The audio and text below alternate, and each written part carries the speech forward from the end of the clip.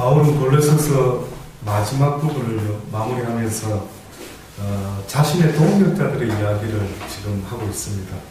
여러 우리가 좀 자주 읽어보지 못하는 자주 읽으면서 이렇게 접하지 못했던 그런 이름들, 좀 생소한 이름들이 많이 나옵니다. 첫 번째, 오늘은 두기고가라고 시작합니다. 두기고가 내 사정을 다 너희에게 알게 하리니 그는 사랑을 받는 형제요 신실한 일꾼이요 주 안에서 함께 된 종이라. 세 종류, 이게 기독교인의 관계 전부입니다. 지금 방금 바울이 두기고라는 한 사람을 언급하면서 말했던 어떠한 명칭들이 있죠.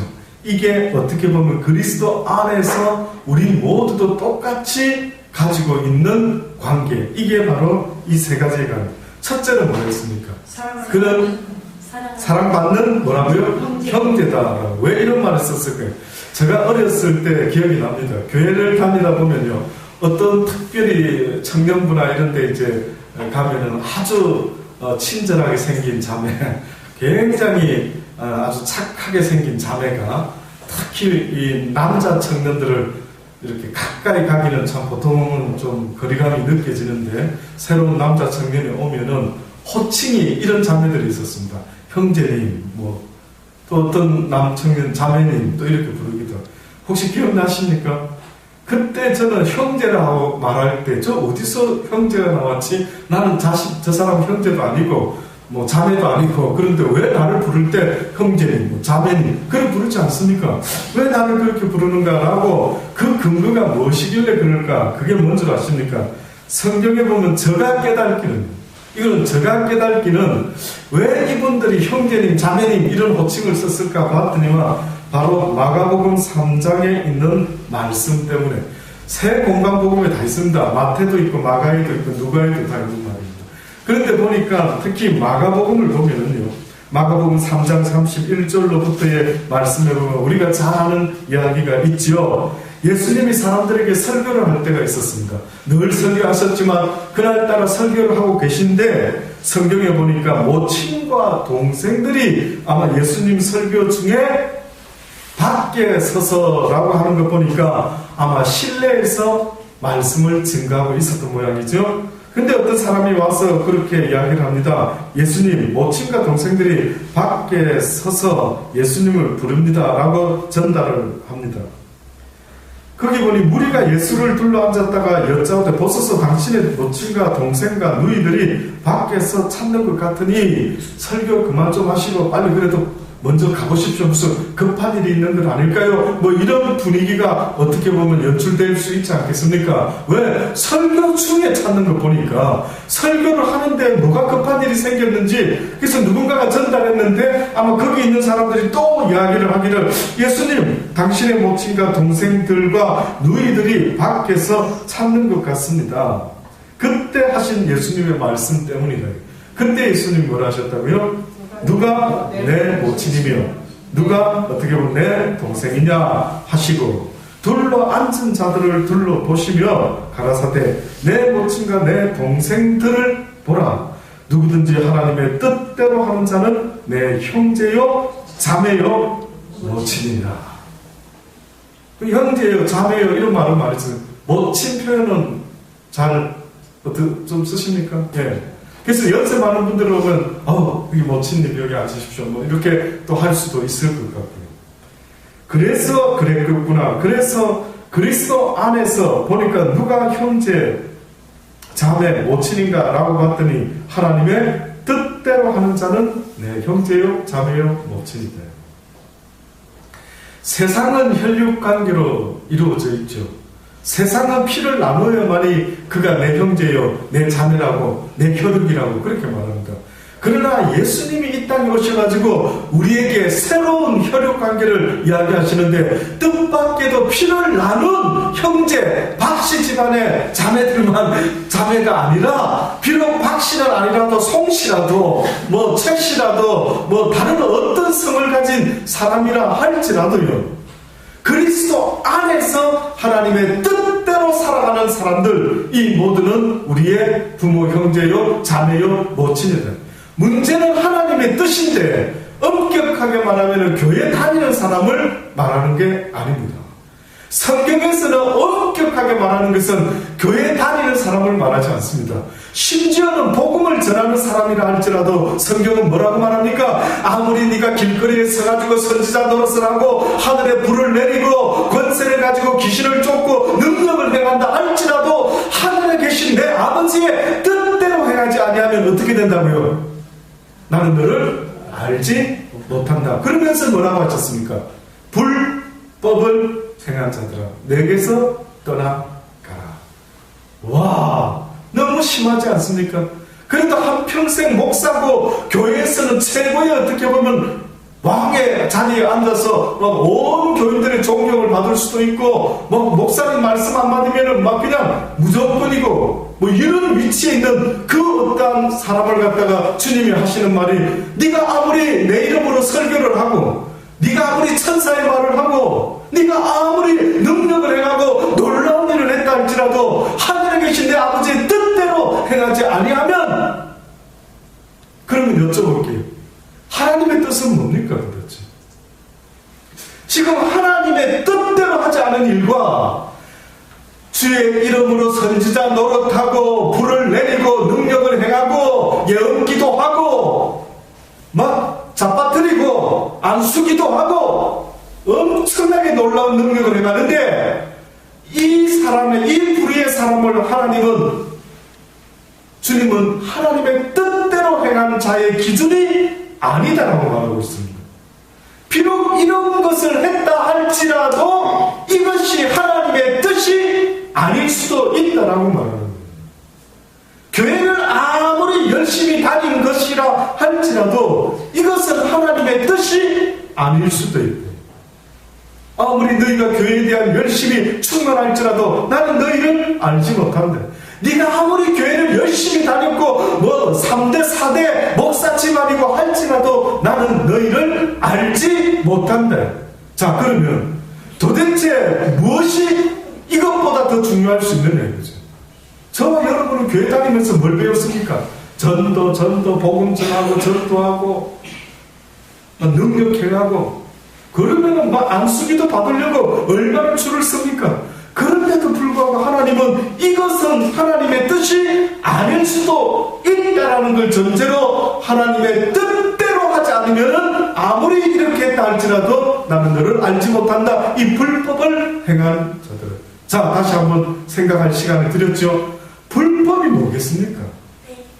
도대체 하나님의 뜻은 뭐길래 이렇게 100점짜리 글자를 갖다가 선교사를 갖다가 전도자를 갖다가 불법을 하겠다라고 말하니 무슨 의미가 있는지.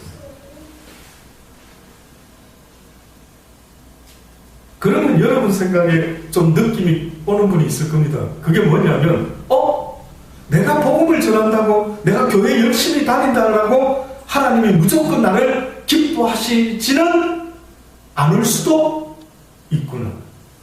맞습니까? 더 다른 멋진 해석이 있으면 알려줘 보십시오. 더 다른 멋있는 의미가 있으면 좀 알려줘 보십시오. 그러면 도대체 하나님의 뜻이라는 게 뭘까요? 내 뜻은 전도지요. 이용호 목사의 뜻을 물어보시면은 저는 제가 죽는 날까지 제가 목회하는 교회가 막 사람이 몰려들고 꽉 차기를 원합니다. 그래서 구포삼동에서라도 소문나서 와 저분 목사님 아니신가? 와 저분 하나님 말씀 잘 전하시던데 이래가지고요 이 구포삼동 사람 중에 모르는 사람이 없을 정도로 이 예배당이 차고 넘치는 이게 저 뜻입니다.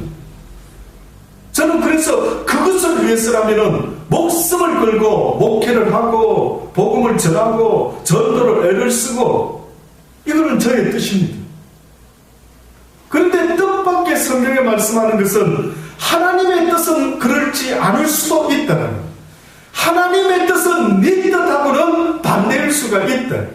그러나 그 말 다음에 또 무슨 의미가 있는지 아십니까? 너의 뜻과는 다르지만 그 뜻은요, 너는 내 뜻을 갖다가 네 뜻으로 삼아 너를 위하여 네가 너를 섬기며 네 조차고 복음을 전하고 있구나, 이 말씀입니다. 그래서 결국은요, 하나님을 믿는 사람들은 어떤 사람이 되어야 되냐면 지금 이 순간에 나를 향하신 하나님의 뜻이 뭔지를 알아야 됩니다. 그래서 여러분 잊지 마세요. 하나님 앞에서 두 말씀이 있습니다.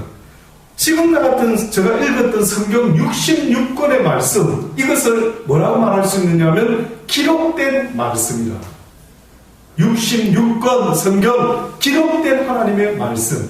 그런데 또 뭐가 있는지 아십니까? 그 시대마다 성경에 보니 구약시대, 사사시대, 시대마다 하나님께서 택한 주의 선지자들, 종들을 통하여 무엇을 이야기합니까? 그때마다 선포하는 말씀이 있었더라. 인정하십니까? 아멘. 성경을 모르는 분은 무슨 말인가 하겠죠. 그러나 성경을 읽어보면 그 시대마다 하나님께서 주의 종들을 통해서, 바울을 통해서, 누구를 통해서 그 시대마다 하나님이 그때 말씀을 전해주고 있지 않습니까?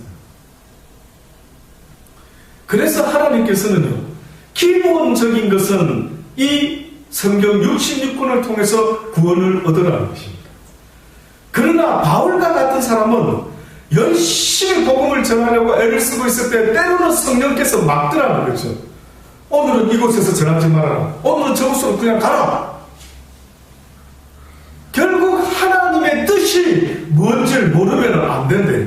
하나님의 뜻이 만약에 내가 부자 되는 것이면 부자 되겠지만, 또 부자 되려고 애를 써야 되지만, 하나님의 뜻이 만약에 그렇지 않다고 한다면 결국은 나는 가난한 자의 모습으로도 살 수 있어야만 되는 겁니다. 그래서 성경에서 뭐라고 했느냐면, 네가 나를 믿느냐? 예, 믿습니다 라고 한다면 그 믿는 속에는 너를 위하여 죽을 수도 있고, 너를 위하여, 나를 위하여 죽을 수도 있고, 또한 나를 위하여 영원히 살 수도 있다. 사나 죽으나 주의 뜻이라면 이것도 좋고 저것도 상관없습니다. 이러한 믿음을 가지지 못하는 한은요, 지금도 수많은 교회 다니는 사람들이 모두가 하나님의 뜻대로 되기를 원합니다. 내가 망해야 되고 내가 죽어야 된다면 주여 그리 하옵소서라는 믿음을 가진 사람이 이 시대에 누가 있느냐? 얼마나 있느냐? 전부가 내 뜻대로, 내 좋은 일을 위하여, 내가 잘 되어야만 되는 것, 내가 내 원대로 내가 기뻐할 수 있는 그 일, 그 뜻이 이루어지기를 얼마나 많이 원하는지 모릅니다. 그래서 예수님이 누가 과연 내 형제요, 자매요, 모친이 될 수 있을까? 그들은 바로 하늘에 계신 내 아버지의 뜻대로 행하는 자들. 그 뜻 속에는 현실적으로 가난한 형제가 있을 수 있고, 병든 자매가 있을 수 있고, 때로는 부요한 모친이 있을 수 있다. 기준은 그것이어서는 안 된다. 그래서 바울이 두기고를 소개하면서 그는 사랑을 받는, 어떻게 보면 본인에게도 뿐만 아니라 하나님께도 당연히 사랑받는 형제요라는 호칭을 먼저 설명을 했죠. 두 번째는 신실한 뭐라고요? 일꾼이다라고 얘기해요. 일꾼이라고 하는 것은 누구에게 고용된 자입니까? 섬기는 주인에게 고용된 자를 일꾼이라고 그렇게 이야기합니다. 결국은 두기고도 어떤 사람이었나가 봤더니만 하나님의 일꾼이었다. 하나님의 일꾼. 특히 제가 봤을 때는 성경에 두 부류의 사람이 있습니다. 먼저 빛과 소금의 모습으로 내적인 크리스찬의 삶을 사는 자들이 있고요. 그 다음에 12사도들과 또한 120문도와 같이 빌립과 스데반 집사와 같이요, 하나님 앞에 전도의 부름을 받은, 주의 종으로 부름을 받은 그러한 일꾼들이 있다라고 성경은 두 부류의 사람을 이야기합니다. 모든 일을 일꾼되라고 말하지 않죠. 아시는 것처럼 구원만 받아도 된대. 먼저는 네 자신이 구원받아라. 그러나 일꾼 선택은 누가 한다고요? 하나님께서, 주께서 친히 이 구원의 복음을 위하여 내가 일꾼을 부른대. 그런데 보니까 두기고가 어떤 사람이었다고요? 그 일꾼의 부름을 받은 자였대. 주 안에서 함께 된 그 다음에 뭐라고요? 종이다라고 이야기합니다.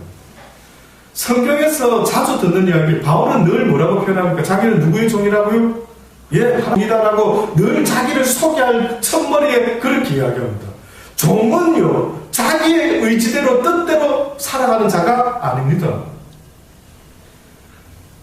노예라고 하는 단어가 있죠. 노예라고. 슬레이브라고 하는 영어 단어가 있는데, 이것은 한마디로 주인에 의해 소유된 존재를 이야기합니다. 내 자유, 내 삶이 내게 아닌 겁니다. 종하면 우리가 혹시나 그냥 뭐 월급 받고 하는 이런 종으로 생각하는지 모르지만, 성경에서 말하는 종의 이야기는 그런 종을 말하는 게 아니라 노예다. 누군가에게 속해 있어서 그가 풀어주기 전까지는 그게 귀속되어서 그가 해가는 모든 것은 주인에게 칭찬이 없어도 그렇게 하다가 죽어야 되는 자, 부득불 내가 이 길을 가지 않으면 안 되는 자, 이게 바로 종이다라고 말할 수가 있습니다. 자, 이렇게 세 가지 지금 설명 표현을 했죠. 내가 저를 특별히 너에게 보낸 것은 너희로 우리 사정을 알게 하고 너희 마음을 위로하게 하려 합니다. 신실하고 사랑을 받는 형제 오네시모도 보냈다 합니다. 오네시모를 함께 보내노니 그는 너희에게 온 사람이라. 저희가 여기 일을 다 너희에게 알게 할 것이라. 나와 함께 갇힌 아리스타고와 또 바나바의 생질 마가와 이 마가에 대하여 너희가 명을 받았으며 그가 이르거든 영접하라. 하나님께서 그렇게 아마 특별히 어떠한 명을 하셨던 것. 유수도라 하는 예수도 너희에게 무난하니 저희는 할례당이라. 이들만 하나님 나라를 위하여 함께 역사하는 자들이니 이런 사람들이 나의 위로가 되었느니라. 이들이 이렇게 형제로 부름을 받고 형제가 되고 일꾼이 되고 주 안에서 함께 또한 종이 되었다라고 할 때 이들의 목적이 있다라고 지금 또 말하고 있습니다. 바울이 이들이 이렇게 부름을 받은 목적이 뭔가 봤더니 무엇을 위하여? 하나님의 나라를 위하여 이들이 부름을 받았다. 성경에는 두 종류의 하나님 나라를 이야기합니다.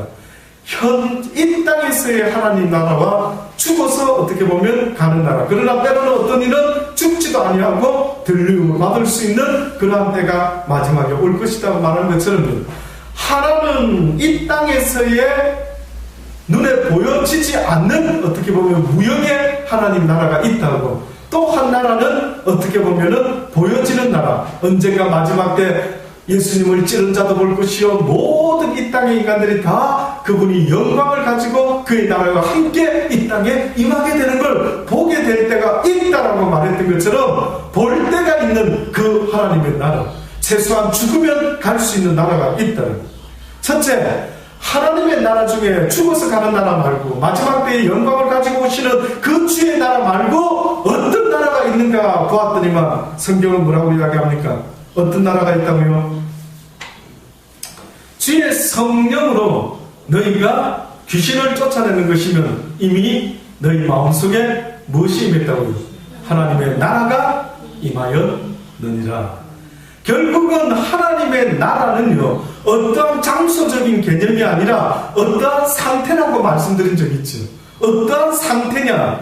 도대체 천국이라는 것은 구포삼동이냐? 그렇지 않으면 어떤 장소에서 천국이라는 것을 이야기할 수 있느냐라고 이야기할 때에 성경은 장소적인 개념도 있을 수 있지만, 그러나 이 땅에서 무엇으로 인하여 그 천국은 시작될 수가 있다고요? 주의 성령을 인하여 천국이 시작됐다.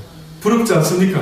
기왕 인생 사는데 여러분의 심령 속에 천국을 이루며 살아가기를 간절히 소원할 수 있게 되기를 주의 이름으로 축원합니다. 하루를 살더라도요 웃고 싶다 이겁니다. 하루를 살더라도 평안과 기쁨 속에 살아가는 것 얼마나 부럽습니까? 여러분이 왜 돈을 그렇게 악착같이 보십니까? 왜 그렇게 원하시는 것을 사기도 하고 취미생활을 하기도 하고 왜 그렇게 애를 쓰면서 이 세상을 살아가시는데요? 궁극적으로 내 마음에 무엇을 이루기 위하여 기쁨과 행복, 평안, 즐거움, 감사 이런 것들을 이루기 위해서 얼마나 몸부림을 치고 애를 쓰고 계십니까? 그런데 그것은 무엇으로 이루어진다고요? 하나님의 성령으로 말미암아 이루어진다라고 이야기합니다. 하나님의 나라는 로마서 14장 17절로 보면 하나님의 나라는 먹는 것과 마시는 것이 아니요 오직 성령 안에서 의와 평강과 희락이라. 오직 먹고 마시는 것이 아니래. 세상은 먹고 마셔야만이 기쁘고 즐겁고 와 먹을 것 많네 오늘이 천국이다 라고 이야기를 하지만 성경이 말씀하는 것은 하나님의 나라는 먹는 것과 마시는 나라가 아니라 오직 성령 안에서 의와 평강과 희락. 의, 올바름, 하나님 나라의 정체성을 이야기하는 겁니다. 하나님 나라라는 말하는 그 정의를 이야기하는 겁니다. 내가 지금 하나님의 나라 안에 있는 삶을 살아가고 있는지 없는지 어떻게 알 수 있느냐고요? 성령 안에서 내 삶이 의와 평강과 희락이 나타나고 있는지를 봐야 됩니다. 의라고 말하는 것은 올바른 한자로 아시죠? 오를 의자를 씁니다. 오를 의자. 그런데 성령 안에서 의다라고 할 때 성경이 말하는 이 세상에서 가장 올바른 일 뭘까요?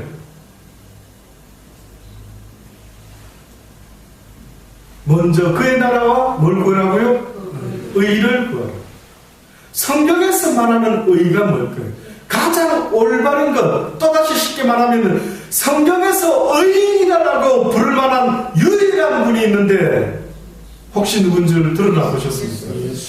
예수 그리스도가 그분만이 뭐라고 칭함을 받으셨다고요? 의인이다라고 칭하셨습니다. 왜? 그분은 죄가 조금도 없으시게. 성경에서 그러지 않습니까? 너희가 모두가 죄를 범했기 때문에 의인은 없나니 이 땅에 아무도 없다. 그런데 어떤 의인 하나가 나타나서 죄인을 위하여 십자가에 달려 죽으셨으니 그가 바로 하나님의 독생하신 예수 그리스도라고 그렇게 이야기를 합니다.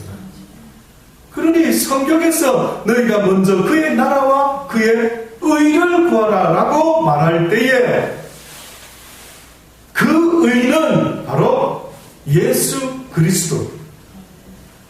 그 예수 그리스도를 구하고 그 예수 그리스도를 믿습니다라고 고백하는 그들에게 하나님은 또한 의로 여기셨다. 아멘. 아멘 되시기 바랍니다. 어렵지 않지 않습니까? 읽어보세요. 정말 그러한 거 아닌가? 이용우 목사가 그냥 하는 이야기인지 아닌지를 성경을 통해서 읽어보십시오. 결국은 하나님 안에서 그리고 오직 성령 안에서 의와 그 다음에 두 번째 뭐라고요? 평강과. 그리스도를 모신 것의 특징이 뭐라고 그랬습니까? 그리스도는 이 땅에 어느 왕으로 무슨 이름을 갖고 이 땅에 오셨다고요? 평강의 왕, 샬렘의 왕. 저는 조금 전에 기도 시간에 예배 전에요 앉아서 기도를 하는데 갑자기 저 심령 속에 막 솟구쳐 오르는 벅찬 고백과 감격이 있었습니다. 뭔지 아십니까?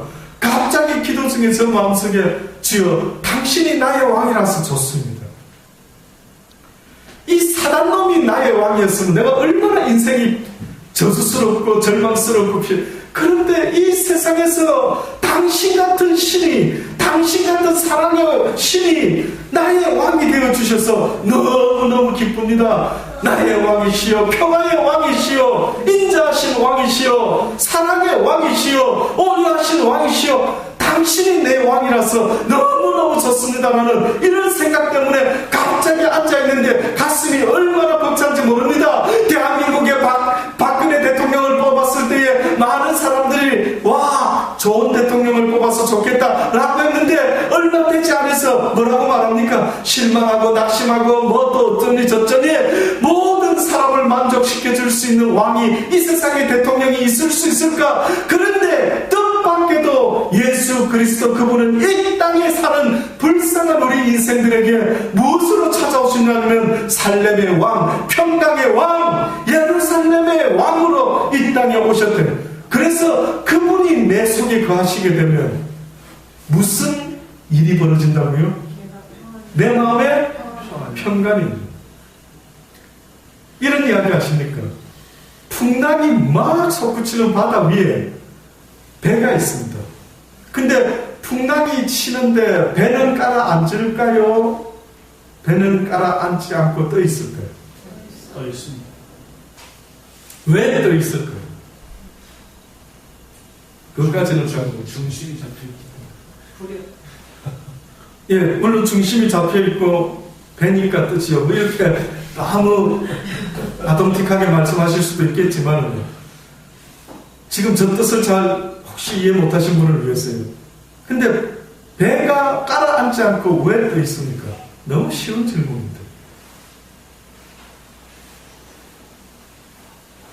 배가 왜 가라앉지 않고 떠 있죠? 배니까 떠 있을까? 풍랑이 치는데도 만약에 안 가라앉았다라고 할 때는 결과적으로 지금 무슨 결론이 있기 때문에 이 배가 안 가라앉는 겁니까? 너무 어렵습니까? 병찬이한테 물어봐야 돼요. 객관식으로 해달라고요. 아, 너무 하시네. 좋습니다. 객관식으로. 1번, 배가 너무 잘 만들어졌다. 2번, 바닷물이 배 안으로 안 들어왔기 때문이다. 3번, 모르겠다. 아, 이거 답이 거의 다 나오고, 이렇게 질문하는 경우는 정말 흔치 않는 것 같습니다. 자, 이제 답을 한번 번호를 매겨보시겠어요? 1번이라고 생각하시는 분, 2번이라고 생각하시는 분, 아멘. 그 나머지 안 되신 분은 모르겠습니까? 그럼 어떤, 예, 쉽게 말하면 결론적으로 암만 좋게 만들었다는 배도 파손될 수도 있죠. 근데 파손되고 안 되고는 뭐에 달려있는 거예요, 그렇죠? 결국 그것은 좋다라는 의미는 물이 그 속에 들어오지 않아야만이 배가 아무리 풍랑치는 바다 위에서 망망대해라 하더라도 빠지지 않고 둥둥둥둥 떠다닌다 이거예요. 무슨 말을 드리려고 이 말씀을 드리는 줄 아십니까? 예수 그리스도가 나의 주, 나의 하나님이 되어 내 속에 주님만이 주시는 그 평안을 가지고 산다는 의미는 이 세상은 나를 내버려 두지 않는다고요. 나를 날마다 피곤하게 만들고 돈 버는데 지치게 만들고 아부하는데 지치게 만들고 내 인생은 오늘 하루도 해야만 되는 어떤 숙제 같은 게 잔뜩 쌓여서 열심히 또 책도 읽어야 되고 또 먹고 살기라고 열심히 공부를 하고 막 이런 풍랑과 어려움 속에 있다 내 인생이요. 그런데 하나님이 뭐라고 말씀하는지 아십니까? 네가 내 안에 들어오면 꼭 그런 배와 같아가지고 배 안에만 있으면 아무리 바다가 흉흉할지라도 나하고 상관이 있습니까? 없습니까? 없습니다. 그 증거가 네 안에 평안으로 나타나라는 겁니다. 네가 내 안에 있는 게 평안으로 나타나는. 그래서 어느 날 예수님과 제자들이 배를 타고 건넌 마을에 복음을 전하러 가는데 갑자기 풍랑이 이런 것입니다. 그런데 예수님은 태평스럽게 배 밑창에서 뭐 하고 계셨습니까? 주무시고 한잠 그냥 주무시고 계셨습니다. 근데 제자들은 뭐 하고 있었습니까? 신기하죠? 다르지요.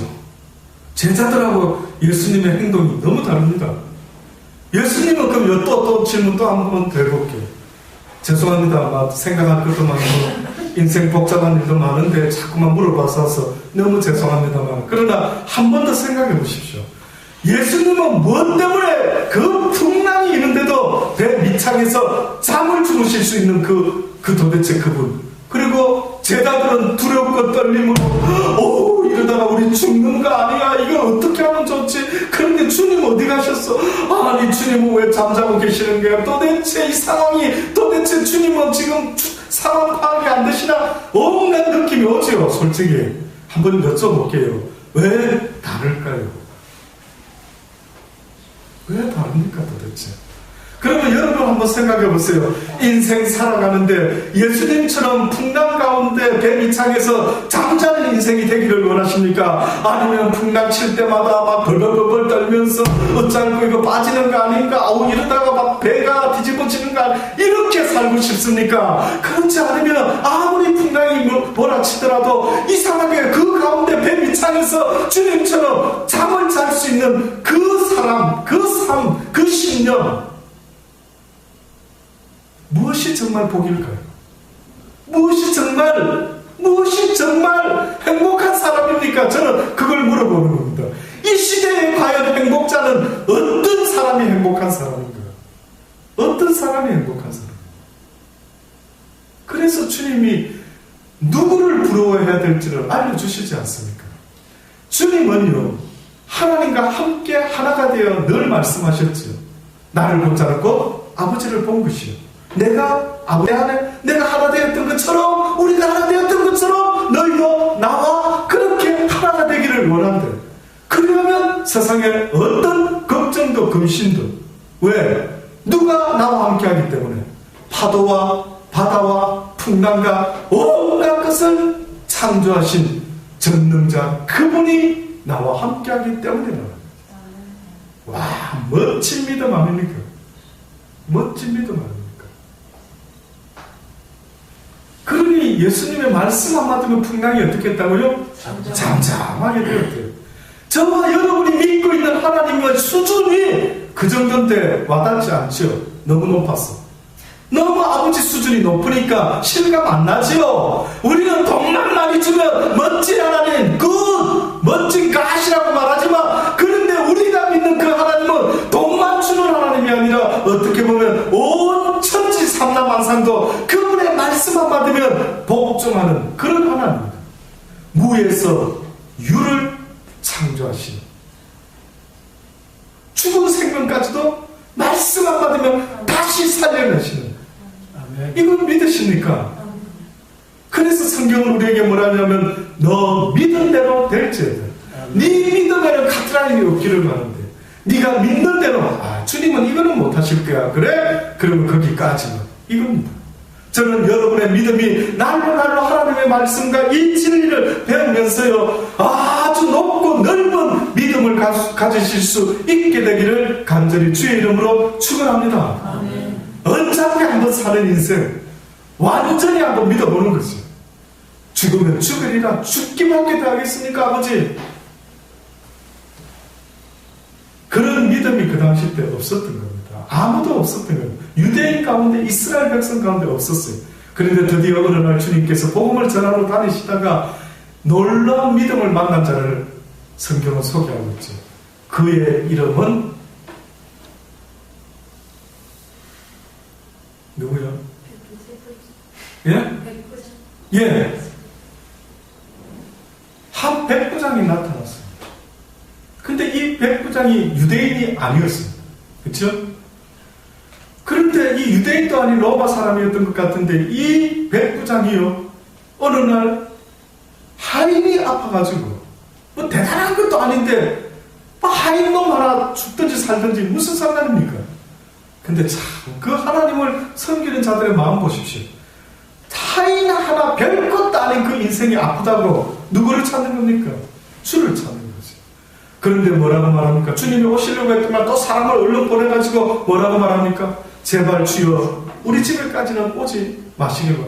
주님을 싫어서가 아니라 첫째는 내가 너무 부족하고 죄인이고, 또 번거롭게 뭐 굳이 주님이 와가지고 손을 또 얹으시고 뭐 세게 또 미슈리다고 기도하고 뭐 이런 것까지는 지금도 똑같습니다.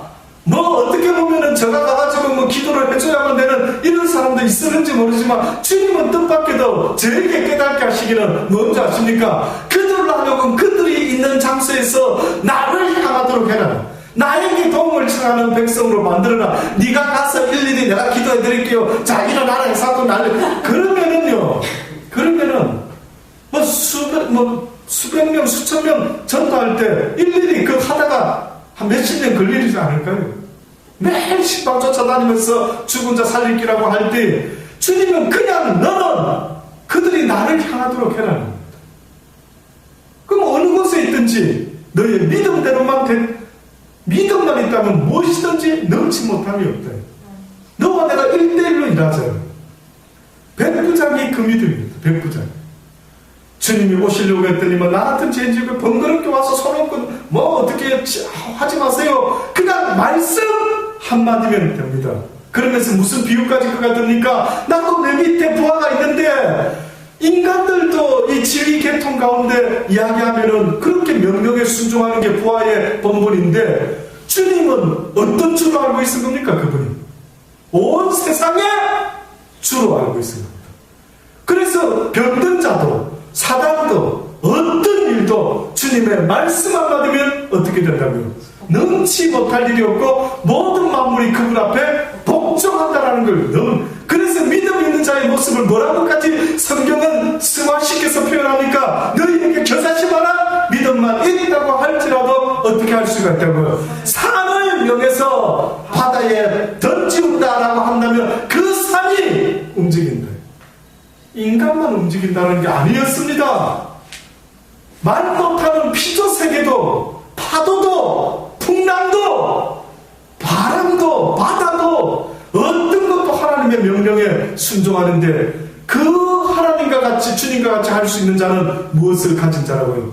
그분에 대한 믿음을 가진 자가 그 일을 똑같이 하게 될 것입니다. 놀랐습니다. 하나님의 나라를 위하여 바로 그 하나님의 나라 그 믿음 가진 자의 심령 속에 그 샬렘의 왕이 거주하게 되는 이 하나님의 나라를 사람들에게 어떻게 해주라고요? 알려주라는 겁니다. 그래서 바울과 함께 일하는 이 동역자들이 뭘 위해서 일한다라고 말하냐면 하나님의 나라를 위하여.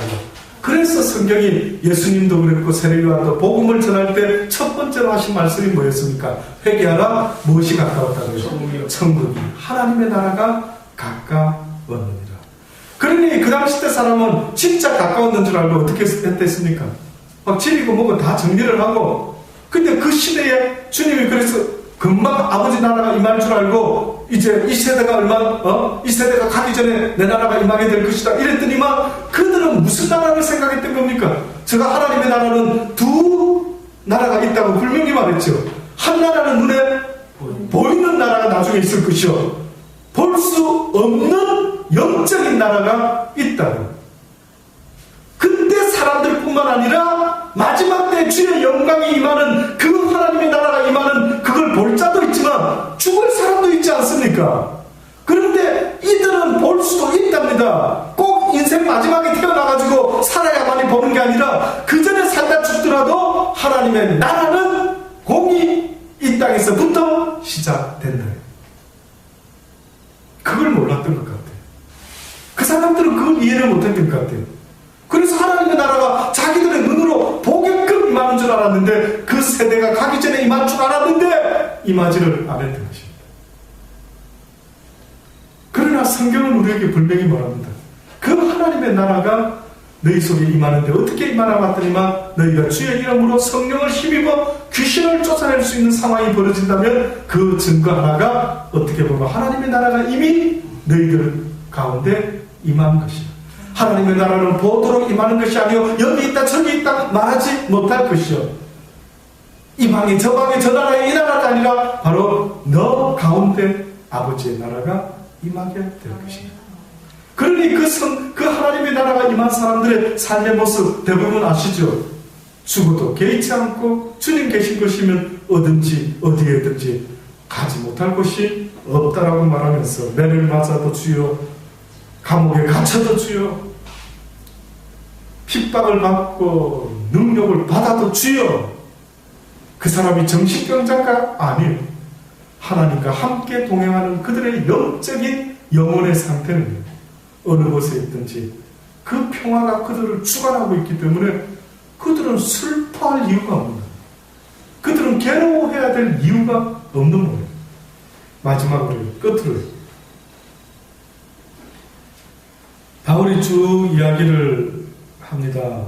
예수의 종인 너희에게서 온 에바브라 많은 사람 언급하지요. 제가 볼 때는 성경에서 바울이 이렇게 한참에 수많은 사람을 이야기하는 것은 처음인 것 같습니다.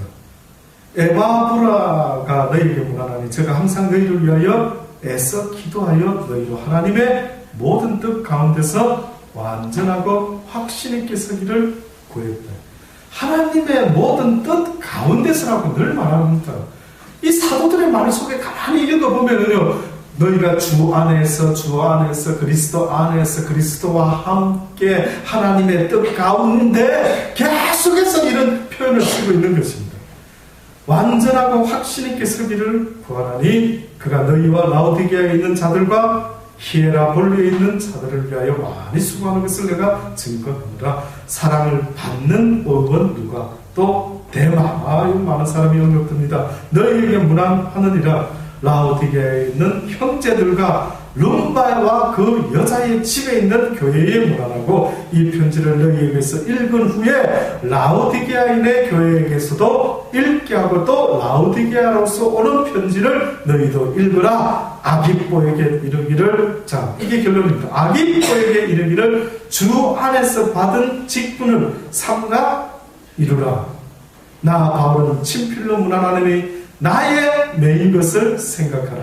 은혜가 너희에게 있을지어다. 여기 바울이 지금 마지막에 주 안에서 받은 무엇을 삼가 이루라고요? 직분을 삼가 이루라. 자, 또다시 설명드립니다. 모든 예수 그리스도를 믿게 된 사람들, 그들에게는 공통적으로 어떤 직분을 얻게 되는 게 있습니다. 예를 들어, 물론 사도의 직분도 있고 집사의 직분도 있을 수 있고 여러 직분이 있죠. 그러나 궁극적으로 모든 크리스찬들이, 사도들이, 모든 은사자들이, 모든 사람들이 공통적으로 갖게 되는 기본적인 만약에 직분이 있다. 무슨 직분일까요? 일꾼의 직분인데 그게 구체적으로 무엇을 위한 직분이죠? 우리가 받은 직분은 그건 맞는데요. 근데 성경이 그 직분 이야기를 할 때 했던 표현은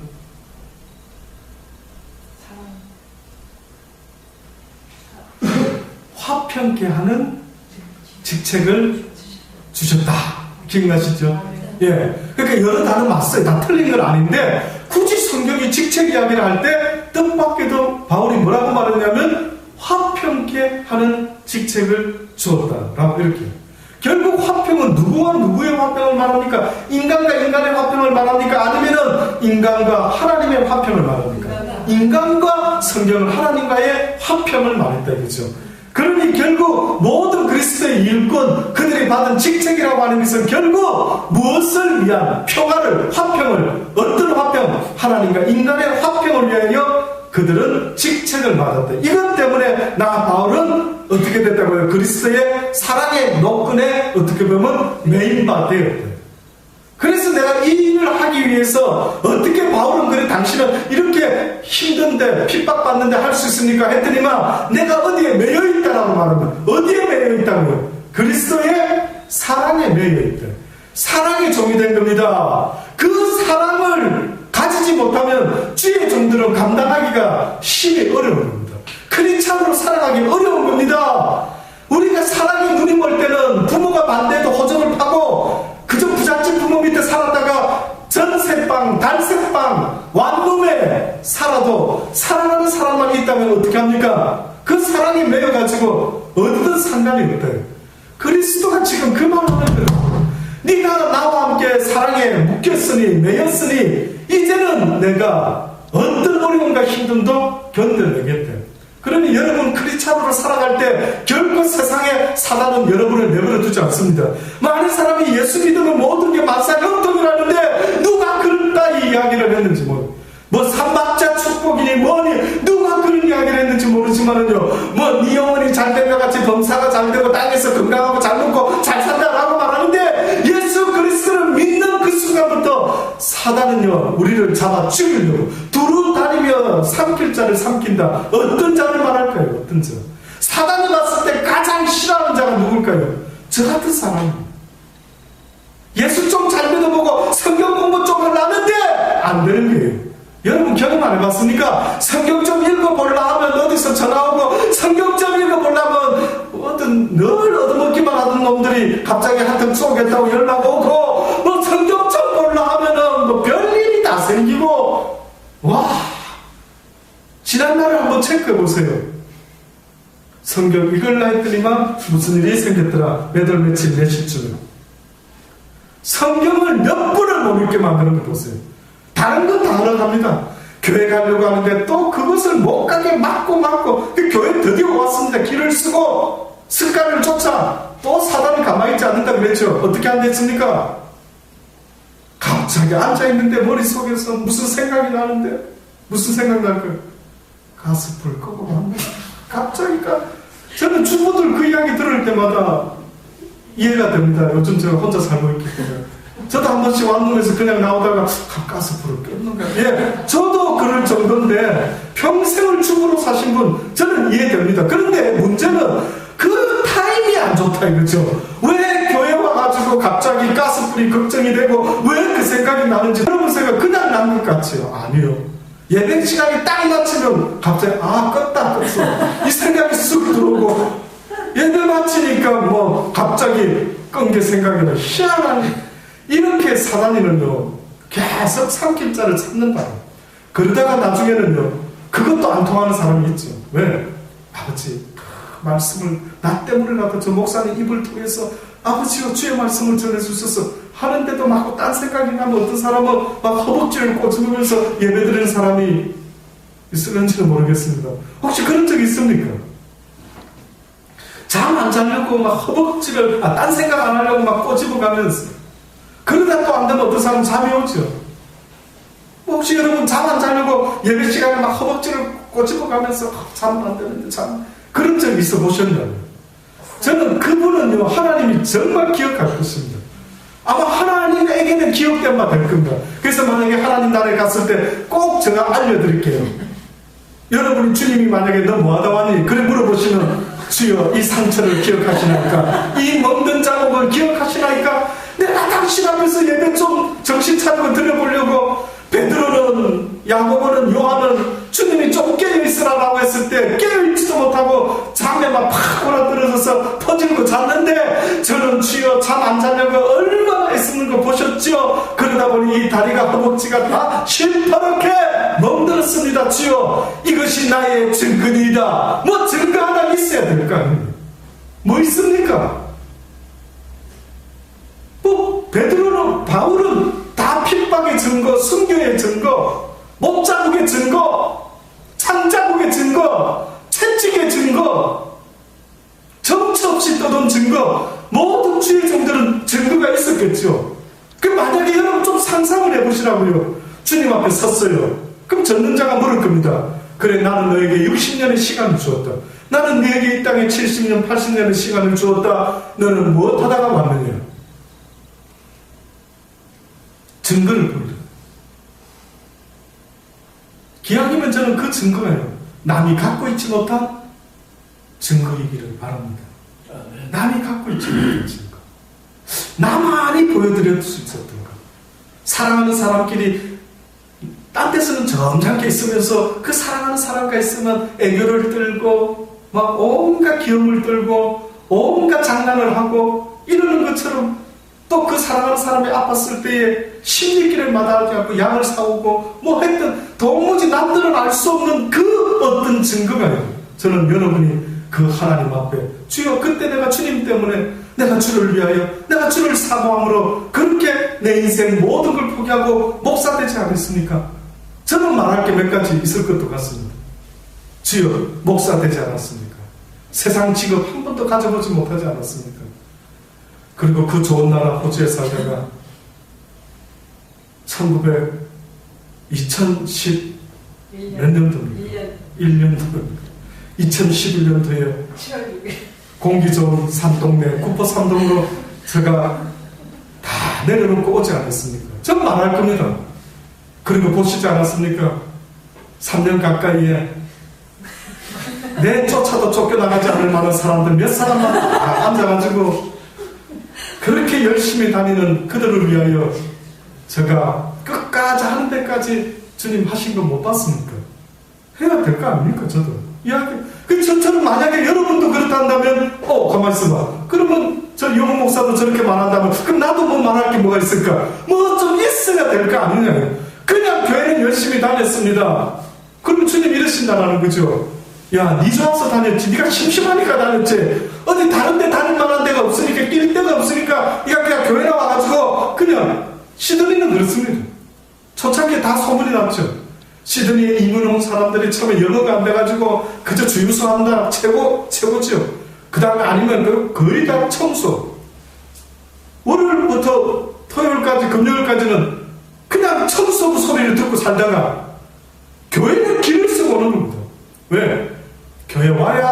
소리도 듣고 장로 소리도 듣고 누가 자기한테 인사도 해주고 도무지 딴 데서는 환영받지를 못하는 거예요. 그랬을 때 만약에 주님이 우리의 형편을 다 하시는데 네가 열심히 교회 다니는 것 봤지. 그러나 그것이 나를 위함이었더냐? 너를 위함이었다. 그래서 주님만을 위했던 게 뭐가 있느냐입니다. 나 위하는 것 말고요. 나는 진짜 이러고 싶지 않는데 나 위하는 거 말고 내가 주를 위하여 과연 하고 있는 것이 무엇일까요? 저는 그것이요 바로 주 안에서 받은 직분. 이 땅에는 아직도 하나님을 알지 못하는 수많은 그들에게 하나님과의 평화를 증거해 주는 것입니다. 어찌하면 그분과 화평할 수 있고 그분과 하나 되면 도대체 무슨 혜택을 얻는가? 우리의 심령 안에 평강이 주장하게 될 것이라는 것입니다. 세상 사는데 겁 없이 살 수만 있다면, 세상 사는데 두려움 없이 살 수만 있다면 참으로 복되고 복된 천국의 삶을 이 땅에서부터 산다라는 사실을 잊지 마시고, 마지막으로 이 이야기 하나만 더 드리고 싶습니다. 일꾼, 형제, 일꾼은 이야기 방금 드리고 종 이야기까지도 된 겁니다. 형제라고 할 때 우리가 하나님을 위하여 무엇인가 대단한 것을 하는 것을 자꾸만 우리는 생각을 하죠. 그래서 내가 하나님을 기쁘게 할 때 하나님은 기뻐하시리라. 지난 시간에도 말씀드린 것처럼 내가 기뻐할 때 하나님도 기뻐한다 했습니다. 근데 또한 내가 이 땅에서요, 이 땅에서 하나님은 대단한 어떤 눈에 보여지는 특별한 삶을 살아가는 그것보다 성경에는 빛도 있지만 소금도 있다. 이런 이야기가 있습니다. 영국 왕이 어느 날 그 시민들의, 국민들의 공의심이 얼마나 있는지, 공의심, 의로운 마음, 공적인 의로운 마음, 자기를 위한 이기적 마음이 아니라 나름대로 모두를 위하는 의로운 마음을 가진 그러한 백성이 누가 있는가 싶어가지고 영국의 왕이요, 길거리에다가, 사람들이 많이 다니는 길거리에다가 명령을 합니다. 밤중에 꽤 큰 돌멩이를 끄다가 갖다 놔라. 들똥말똥 아주 막 애를 써야만 들을 수 있는 사이즈의 돌을 딱 갖다 놔라. 그 다음날 해가 떠서 이제 많은 사람들, 회사원, 학생, 관리, 뭐 여러 직업을 가진 사람들이 그 길을 지나가는데,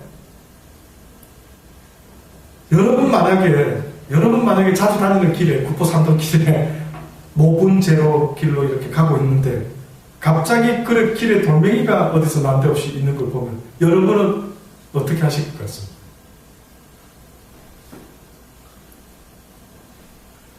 이 왕이 뭘 테스트했는데 보니까 사람들이 그 돌멩이를 보더니만 피해가는 겁니다. 피해가는 사람도 있고, 또 어떤 사람은 뭐라고 하느냐면 도대체 이거 어떤 놈이 나타났지 이러면서 열받고 가는 겁니다. 그런데 어떤 학생이 그 길을 아마 지나가다가 돌멩이를 봤던 모양이죠. 그때 그 학생이 생각했던 이 말이 저는 이게 바로 우리가 들었던 하나님 이야기 굉장히 좀 부담감 있게 크리스찬으로서는 저렇게 막 좀 사명감과 대단한 뭘 가져야 되는가라고 하지만, 때로는 주님은 어떻게 보면 너희가 빛만 대주라. 너희가 이 땅에서 빛만 대주라. 하나님 이야기를 만약에 해야 되는 전도자도 있지만 네 삶이 빛과 소금이 되어라는 겁니다. 그 모습 중에 이것도 있다는 사실을 잊지 마십시오. 이 돌멩이를 보고 그 학생이 이렇게 생각했답니다. 이 돌이 왜 여기 있을까? 그러면서요, 사람이 다니기가 불편할 텐데 이 생각을 했답니다. 그러면서 그 소년이 그렇게 생각으로 끝난 게 아니라 힘겹게 그 돌멩이를 가로 옮겨 놓으려고 애를 썼다는 겁니다. 근데 돌멩이를 딱 들어서 보니까 그 밑에 뭐가 있는 겁니다. 뭐가 있었겠습니까? 이 왕이요, 머리를 쓰신 거죠. 그 돌멩이에 한 주머니에 뭔가 있었는데 열어보니까 금덩어리와 편지가 하나 있는 겁니다. 뭐라고 써있느냐면은 이 돌을 치운 자의 것이다 라고 금덩어리를 써요. 그래서 그걸 옮겨놨던 자가 지켜보다가 임금님 드디어 어떤 학생이 와서 돌을 치우고 그 주머니를 보고 이제 했습니다. 가졌습니다. 빨리 불러오라. 그래서 그 왕이 그 학생을 불러와가지고 이 나라에 너와 같은 그러한 국민이, 시민이 있다라는 거 너무나 나는 기쁘다 라고 하면서 그에게 더 필요로 하는 것이 뭐가 없느냐, 상장과 상금을 넉넉히 후하게 주었더라 라는 그런 이야기입니다. 하나님이 우리에게 이 말씀을 하고 있는 것입니다. 결국은 하나님의 말씀에, 하나님의 뜻에 따라 순종하며 살아가는 그 삶의 모습이 또한 내가 그렇게 대단한 크리스찬의 전도자의 목사의 모습이 아닐지라도 하나님은 이러한 빛과 소금의 모습을 우리에게 또한 원한다는 사실을 잊지 마시기를 간절히 주의 이름으로 권면합니다. 기도하십니다. 좋으신 아버지 하나님 감사합니다. 살아가는 날 동안 그 행복을 얻기 원합니다. 그리스도께서 내 안에, 내가 주님 안에 하나가 되어 세상이 줄 수 없는, 세상은 결단코 평화로 다스리는 나라가 아닌 것을 조금만 살아봐도 느낄 수 있습니다. 세상은 법으로 다스리고 힘으로 다스리는 나라, 권세가 있어야만이 큰 소리 치는 나라인 것을 조금만 살아봐도 알게 되었습니다. 그런데 하나님께서는 평화로, 사랑으로, 공의로 우리를 다스린다고 하시니 그분이 바로 나의 주가 되심을, 나의 임금이 되심을 참으로 감사합니다. 우리도 그렇게 살아가기를 원합니다. 그 평화 가운데 이제는 그 평화를 나누어주며 그 평화를 어떻게 하면 얻을 수 있는지, 어떻게 하면 하나님의 백성이 될 수 있는지, 어떻게 하면 예수님이 나를 다스리게 하실 수 있는지 아버지여 그들에게도 알려줄 수 있게 하여 주옵소서. 그래야 교회 다니는 자의 삶이 아니라 평강의 삶을 누리며 이 땅에서부터 천국을 이루며 살아가는 우리의 모든 삶이 되게 하여 주옵소서. 예수님의 이름으로 감사하며 기도드리옵나이다. 아멘.